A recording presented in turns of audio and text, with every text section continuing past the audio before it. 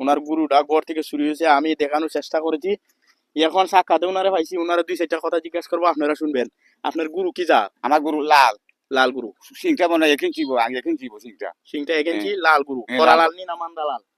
করা লাল, করা লাল। করা লাল। তো এই কি তার দেহা নি? দেখা দেখা দেহা গুরু। দেখা দেখা। আর গুরু কয়টা আছিল মোটা, নিচে কটা? গরু আছে 3টা, হ্যাঁ। একটা গাই বাছুর, এটা তুই বড় দেখাটা লয়ে গেছে 70,000 টাকা দিব। দেহাটা নিচে আইডেন্ট হইছে। দেখাটা আমি বাকি পাচ্ছিলাম, আমি গরিব মানুষ বাকি পাচ্ছিলাম, আমার দেখাটা আজকে রাত নিয়েছি আমরা।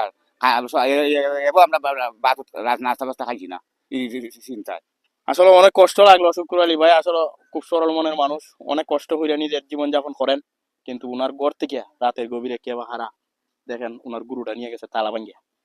আসলে এমন ঘটনা আমি নিন্দা জানাই। আর আমাদের ভিডিওটা লাইক কমেন্ট শেয়ার দিয়ে ছড়িয়ে দিবেন সারা দেশে। রাত্রের বেলায় নিশ্চয়ই গুরুটারে কোনো হানো আটক করে রাখছে। যে কোনো জায়গা যদি আপনারা ফাইন, যেমন দেখেন এই কালারের গুরু, লাল দেহাটা 1 ইঞ্চি ইং হবে,